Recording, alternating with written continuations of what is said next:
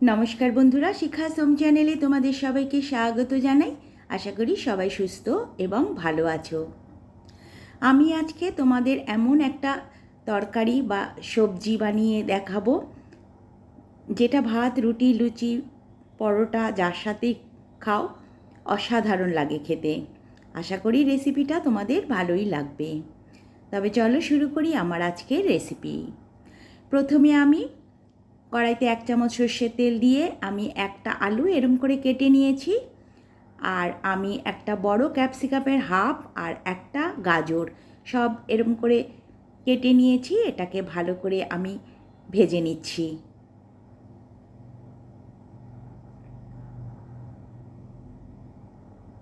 এটা আমার ভাজা হয়ে গেছে, এটাকে আমি তুলে রেখে আবারও আমি 1 চামচ সর্ষের তেল দিয়ে দিলাম। এবার এর মধ্যে আমি একটু গরম মশলা দিলাম, দারচিনি, এলাচ আর একটু লবঙ্গ, একটা লঙ্কা আমি ভেঙে দিয়ে দিলাম, কাঁচা লঙ্কা, একটা পেঁয়াজ আমি কুচিয়ে নিয়েছি, তার সাথে আমি 5-6 কোয়া রসুন গোটা এর মধ্যে দিয়ে এটাকে একটু নরম করে ভেজে নিচ্ছি। এটা আমার নরম করে ভাজা হয়ে গেছে। এবার এর মধ্যে 1 চামচ জিরের গুঁড়ো, 1 চামচ ধনের গুঁড়ো, 1 চামচ কাশ্মীরি লঙ্কার গুঁড়ো আমি দিয়ে দিলাম, আর একটু জল দিয়ে এটাকে আবারও একটু কষিয়ে নেব।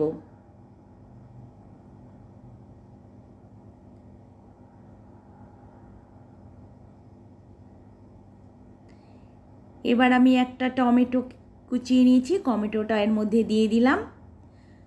এবার আমি স্বাদ মতো লবণ আর হলুদও দিয়ে দিচ্ছি।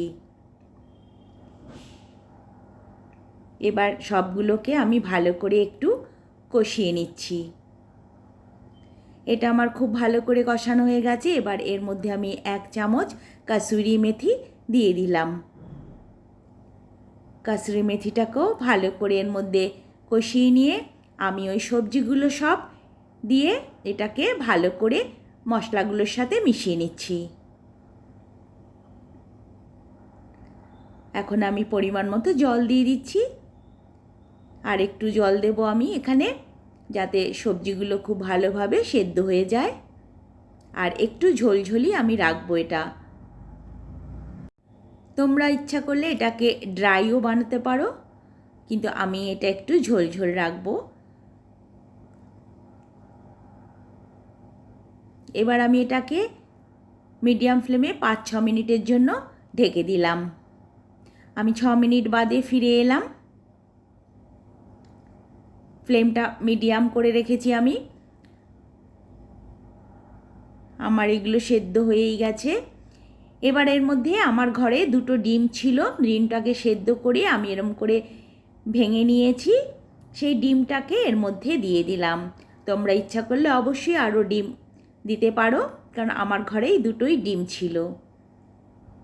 এই সবজিটা খেতে কিন্তু খুবই টেস্টি।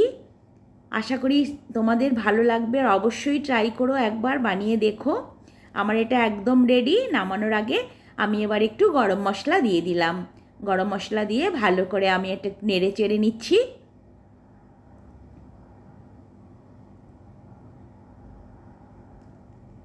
আশা করি রেসিপিটা তোমাদের ভালো লাগবে, এবং অবশ্যই আমাকে কমেন্টে জানিও যদি ভালো লাগে।